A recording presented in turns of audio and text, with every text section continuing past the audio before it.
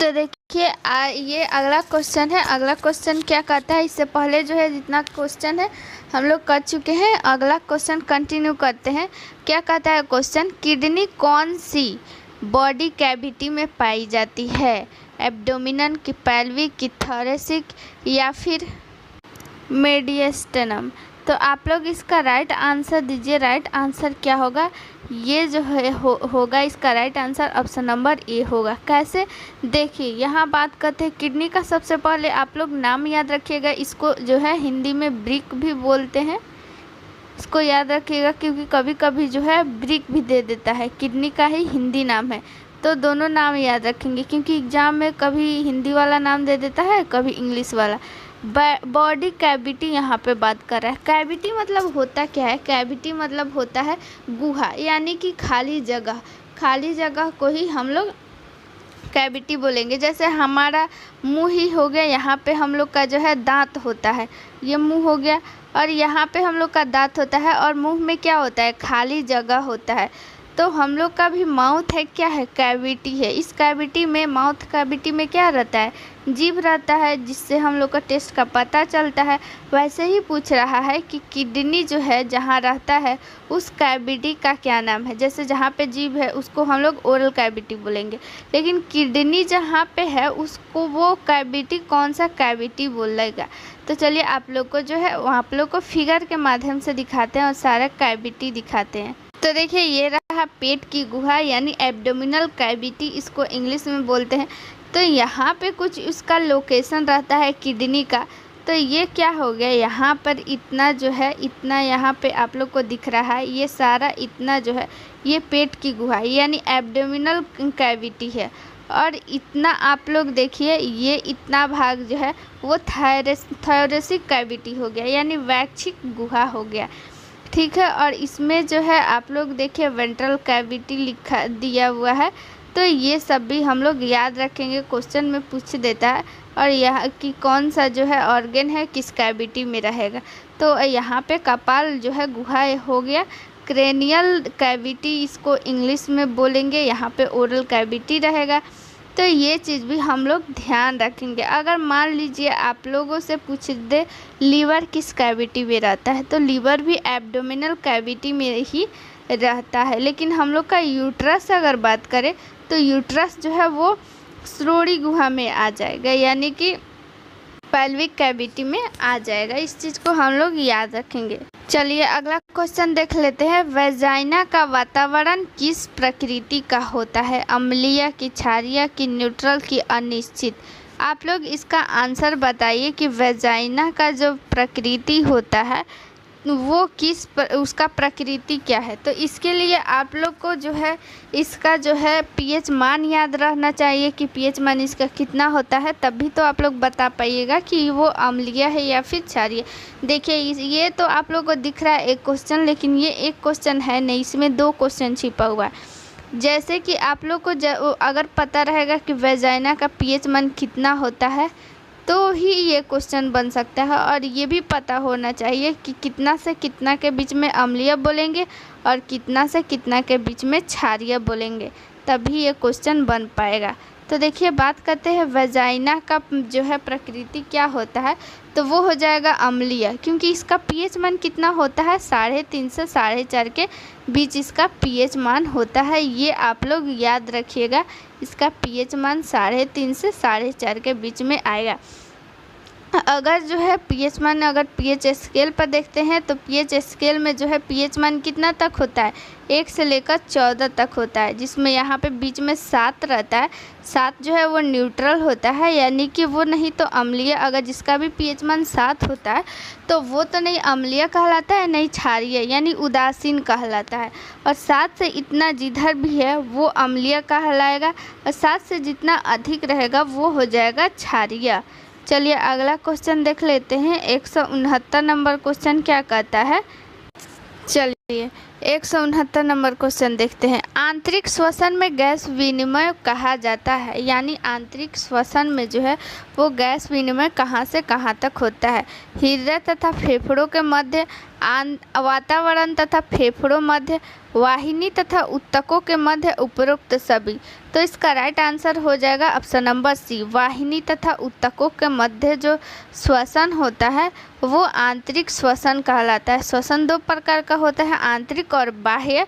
तो बाह्य जो होता है वो वाहिनी और ऊतकों के मध्य होता है, आंतरिक जो है श्वसन, और बाह्य श्वसन जो है वो हो जाएगा ऑप्शन नंबर बी, वातावरण और फेफड़ों के मध्य जो होता है उसको हम लोग बोलेंगे बाह्य श्वसन।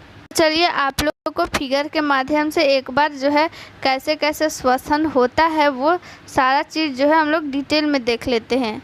देखिए ये हुआ पूरा रेस्पिरेटरी सिस्टम यहाँ पे दिया हुआ है।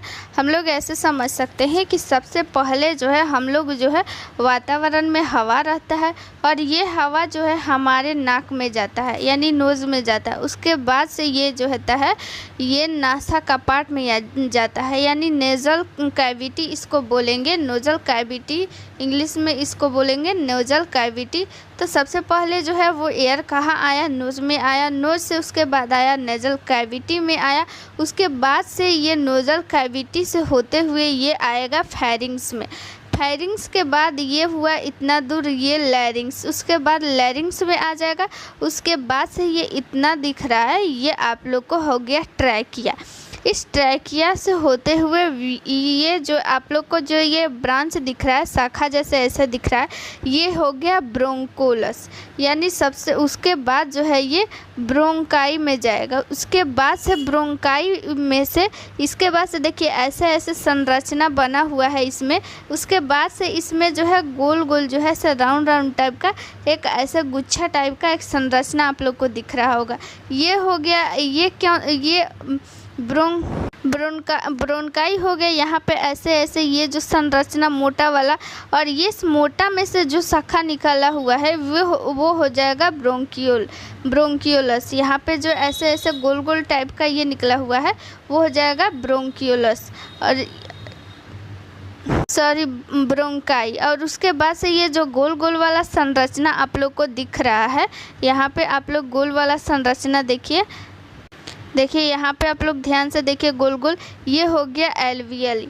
सबसे लास्ट में जो है वो एयर एल्वियली में ही जाता है। चलिए आप लोग को फिर से एक बार साफ से अच्छा से बता देते हैं। सबसे पहले एयर आया नोज में, उसके बाद से आ गया नोजल कैविटी में, नोजल कैविटी से आ गया फेरिंग्स में और ये आ गया लैरिंग्स में। फेरिंग्स से किस में आएगा, लैरिंग्स में, और ये इतना दूर हो गया ट्रैकिया।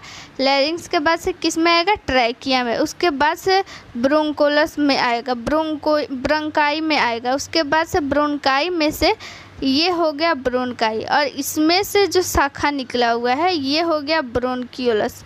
और ये जो ये गोल गोल संरचना दिख रहे हैं वो हो गया एल्वोली। एल्वोली में सबसे लास्ट में जो है वो एयर जाएगा। उसके बाद से इसमें जो है पूरा संरचना ये आप लोग को दिख गया।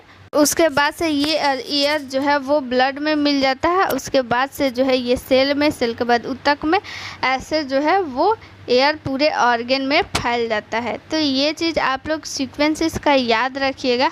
ये सीक्वेंस भी पूछ देता है कि लैरिंग्स के बाद एयर जो है वो किस में जाएगा, तो वो जाएगा ट्रैकिया में। उसके बाद से है जो वो ब्रोंकाई में। ये आप लोग जो है चाहिएगा तो आप इसको स्क्रीनशॉट ले लीजिए, इसको जो है आसानी से सीरियल में याद करने में आसानी रहेगा। देखिए आप लोग को अगर इसका PDF चाहिए तो PDF जो है वो टेलीग्राम चैनल पे आप लोग को फ्री में मिल जाएगा। टेलीग्राम चैनल का नाम है इन्फो विथ नर्सिंग, सर्च कीजिएगा, या फिर टेलीग्राम चैनल का लिंक जो है वो डिस्क्रिप्शन में है, वहाँ पे आप लोग जाकर देख सकते हैं। चलिए अगला क्वेश्चन क्या कहता है, ओवुलेशन को परिभाषित किया जाता है, यानी कि ओवुलेशन यानी कि अंडोत्सर्ग किसे बोलेंगे, ग्राफियन फॉलिकल का परिपक्वन होना या फिर ग्राफियन फॉलिकल का स्फुटन होना, वेजाइना से रक्त बाहर आना या फिर भ्रूण अवस्था आरंभ होना। तो इसका राइट आंसर आप लोग बताइए, इसका राइट आंसर क्या हो जाएगा, option number B Graafian follicle का स्फुटन होना, यानी कि उसका जो है फूटना। आप लोग जो है ऐसे सरल भाषा में आप लोग बोल सकते हैं। उसका मैच्योर होना जो है ओव्यूलेशन। अंडोत्सर्ग मतलब क्या? अंड का जो है उत्सर्ग हो गया। तो उत्सर्ग होगा तो वो जब अंड उत्सर्ग होगा, जब फैलोपियन अंडाशय से जो है वो अंड का उत्सर्ग होगा, तो वो जैसे ही उत्सर्ग होता है तो उसके बाद से है जो वो अंड जो है वो टूट जाता है, तो उसी को ओव्यूलेशन बोलेंगे, यानी कि अंडोत्सर्ग बोलते हैं। अगला क्वेश्चन देख लेते हैं। अगला क्वेश्चन क्या कहता है? अगला क्वेश्चन आप लोग को बहुत बार बता दिए हैं, इसका आंसर आप लोग कमेंट में ज़रूर दीजिएगा। 171 का क्वेश्चन, इसका जो है ऑप्शन नंबर क्या होगा? फैलोपियन ट्यूब का क्या कार्य होता है, यानी फैलोपियन ट्यूब का वर्क बताना है कि क्या होगा। हार्मोन स्रावन, गर्भस्थ शिशु हेतु मार्ग या फिर निषेचन में सहायता करता है कि शिशु विकास में सहायता करता है? इसका आप लोग जो है कमेंट में आंसर ज़रूर दीजिएगा। तो देखिए, फैलोपियन ट्यूब से जो है वो किसी भी प्रकार का हार्मोन स्रावित नहीं होता। हार्मोन स्रावित किससे होता है? वो ओवरी से होता है। और जो है गर्भस्थ शिशु हेतु मार्ग, यहाँ पे मार्ग तो ये नहीं है, लेकिन इसका ऑप्शन नंबर सी हो जाएगा, निषेचन में सहाय करना। क्योंकि जैसे ही फर्टिलाइजेशन किस में होता है? फैलोपियन ट्यूब में होता है, तो वो फर्टिलाइजेशन मतलब निषेचन। तो निषेचन कहाँ होता है? वो फैलोपियन ट्यूब में। जैसे ही निषेचन होता है, जाइगोट बन जाता है, तो 7 से 10 दिन के अंदर में जो है वो जो है यूट्रस में आ जाता है, और यूट्रस में ही शिशु का विकास होता है। इस चीज़ को भी आप लोग याद रखिएगा। चलिए अगला क्वेश्चन देख लेते हैं। क्वेश्चन नंबर जो है वो है 172। बहुत ही इम्पोर्टेंट क्वेश्चन है, इसको आप लोग याद रखिएगा। चलिए क्वेश्चन को जूम कर देते हैं ताकि आप लोग को अच्छा से दिखे। अब आप लोग जो है इसका आंसर दीजिए। जिह्वा के किस भाग पर कड़वेपन की स्वाद ग्रंथियाँ पाई जाती है? यानी कहने का मतलब यहाँ पे जीभ यानी टोंग, यानी कि जिह्वा यहाँ पे दिया हुआ है जीभ को, तो जीभ के किस भाग पे कड़वेपन का स्वाद जो है हम लोग को अनुभूति होता है? तो आगे की तरफ कि पीछे की तरफ, बाहरी तरफ, नीचे की तरफ? तो इसका राइट आंसर क्या हो जाएगा? पीछे की तरफ। पीछे की तरफ से हम लोग जो है वो कड़वेपन का स्वाद जो है वो हम लोग का पीछे वाला जीभ ही बताता है। चलिए इसको फिगर के माध्यम से सारा जो है हम लोग डिटेल में जान लेते हैं कि कौन सा भाग कौन से स्वाद का अनुभूति कराता है। चलिए ये देखिए आप लोग, यहाँ पे आप लोग इतना देखिए, ये जो है आप लोग को क्या अनुभूति कराता है? ये अग्र जीभ है। अग्र जो जिह्वा होता है वो स्वीट का पता लगाता है, और ये इसको बोलते हैं, एक यहाँ पे हो जाता है और एक यहाँ पे हो जाता है। ये बीच वाला जो जीभ होता है, हिस्सा होता है, वो किसी भी चीज़ का स्वाद जो है वो नहीं बताता है। सिर्फ और सिर्फ जो है ये आगे वाला बताता है, और पीछे वाला और इधर साइड वाला आप लोग को ऐसे ऐसे आप लोग को दिख जाएगा। तो यही बताता है आप लोग को स्वाद। तो देखिए ये जो हो जाएगा, इसको हम लोग बोलेंगे जो साल्ट यानी नमकीन का जो हम लोग को टेस्ट कराता है, उसको बोलेंगे हम लोग अग्र जीभ। अग्र जो है अग्र पार्श्व, अग्र जो है पार्श्व इसका नाम है।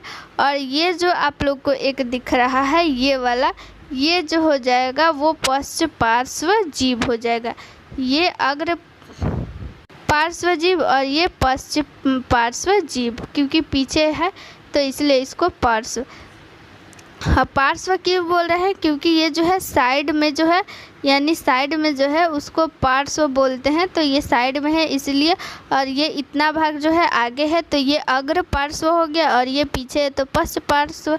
तो इस चीज़ को हम लोग याद रखेंगे कि अग्र जो है अग्र पार्श्व होता है वो साल्ट यानी नमकीन का जो है हम लोग का पता लगाता है। और जो है ये पश्च पार्श्व जो है वो खट्टा चीज़ का, और ये पीछे वाला जो जीभ है इससे हम लोग का कड़वापन या फिर जो भी तीखा चीज़ होता है वो पीछे वाला जीभ हम लोग को अनुभूति कराता है कि वो जो है चीज़ खट्टा है, और बीच वाला जीभ से किसी भी चीज़ का टेस्ट का पता नहीं चलता है। चलिए अगला क्वेश्चन देख लेते हैं। होठों को कौन सी मांसपेशी द्वारा बंद किया जाता है? यानी कि जब हम लोग मुंह बंद कर देते हैं तो मुंह बंद करते हैं तो ये होठ जो है आपस में भी चिपक जाते हैं, तो वो कौन सा मांसपेशी है जो बंद करता है हमारी मुंह को? और ऑर्बिकुलरी, और फिर बसिनेटर है, और ट्रेपिनेजस है, और फिर सॉस है। तो इसका आप लोग राइट आंसर बताइए। इसका राइट आंसर हो जाएगा ऑर्बिकुलरिस।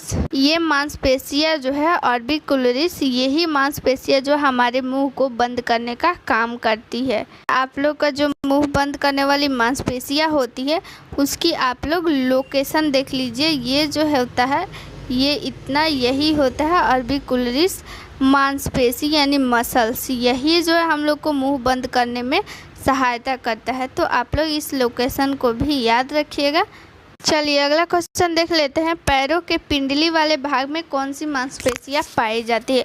यानी कि पैर की जो पिंडली होती है, पिंडली को हम लोग ऐसे, आप लोग जो है ये हो गया घुटना और ये हो गया ऐसे पैर, और इस घुटना और पैर का जो ये मांसपेशी होता है, जो मांसल भाग होता है, आप लोग को फिगर के माध्यम से भी बता देंगे। तब तक के लिए यही समझिए कि वही पिंडली होता है। तो वो पिंडली में कौन सी मांसपेशियाँ पाई जाती है वही पूछ रहा है। इसका ऑप्शन नंबर फर्स्ट है क्वाड्रिसेप्स, बाइसेप्स की, सोलस की, इनमें से सभी। तो इसका राइट आंसर आप लोग बताइए। इसका राइट आंसर क्या हो जाएगा? ऑप्शन नंबर सी, सोलस जो मांसपेशियाँ होता है वही पैरों के पिंडली में पाया जाता है। देखिए यहाँ पे आप लोग देख सकते हैं, यहाँ पे जो आप लोग को दिख रहा है फिगर में, जूम कर देते हैं, सोलियस मांसपेशी। ये जो आप लोग को ये मांसपेशी, ये मांसल भाग दिख रहा है, यहाँ पे इसको आप लोग पीछे से देखिए। यही मांसपेशियाँ जो है, इसमें 3 तरह की मांसपेशियाँ पाई जाती है, गैस्ट्रोनेमिस और सोलियस और गैस्ट्रोनेमिस यहाँ पे भी दे रहा है। और ये जो आगे वाला भाग है, ये वाला आगे वाला जो पैर की पिंडली है उसमें सोलियस, और पीछे वाले भाग में जो मांसपेशियाँ होती है उसे गैस्ट्रोनेमिस बोलेंगे। इस चीज़ को आप लोग याद रखिएगा। तो चलिए अगला क्वेश्चन देख लेते हैं। निम्न में से कौन सी मांसपेशियाँ है जो एब्डोमेन की है? यानी कि पेट की मांसपेशियाँ जो है वो कौन सी है? रेक्टस एब्डोमिनस की, ट्रैपेजिनस, लेवेनोट्री की, पाउसिस। इसका राइट आंसर आप लोग दीजिए कि इसका राइट आंसर क्या हो जाएगा। देखिए एब्डोमेन है बोल रहा है, इसके नाम में ही छिपा हुआ है एब्डोमिनस। तो इससे हम लोग याद रखेंगे इसके नाम से ही कि पेट में जो मांसपेशियाँ होती है वो कौन सी मांसपेशियाँ होती है? Rectus abdominis. ये मांसपेशियाँ पेट में पाई जाती है। कौन सी? रेक्टस एब्डोमिनस जो है मांसपेशी, वो जो है पेट में पाया जाता है। तो आप लोग को ये वीडियो कैसे लगी आप लोग कमेंट में ज़रूर बताइए। मिलते हैं नेक्स्ट वीडियो में। Thank you.